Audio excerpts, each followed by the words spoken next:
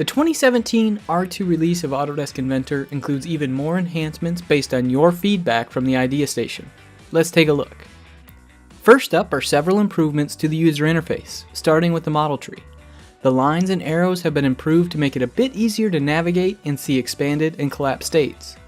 There's also now an option to turn off the mini toolbar for many features if you prefer the traditional dialogues. You can also now expand a list of recent commands to undo or redo multiple actions at once. Inside the measure command, the precision of the selection will now persist between sessions, so when you reopen the file, it will be at the same setting as you had previously. And finally, there's a new tangent select option which makes selecting tangent faces and edges a whole lot easier.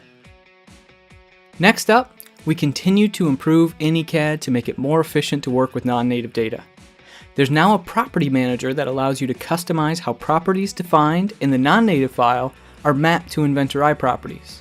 Just open up the property manager during import or as a standalone application, specify the property names from the original file, and during import these will automatically populate to your iProperties.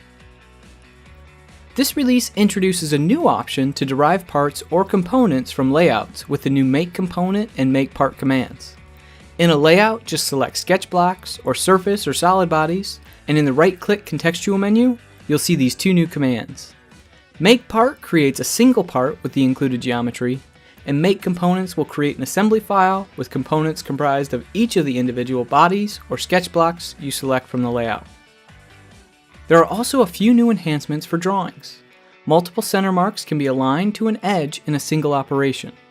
There's now a solid hatch option where you can also specify color, and you can easily sort balloon stacks based on their value. The new presentation environment introduced in Inventor 2017 has also received a few improvements.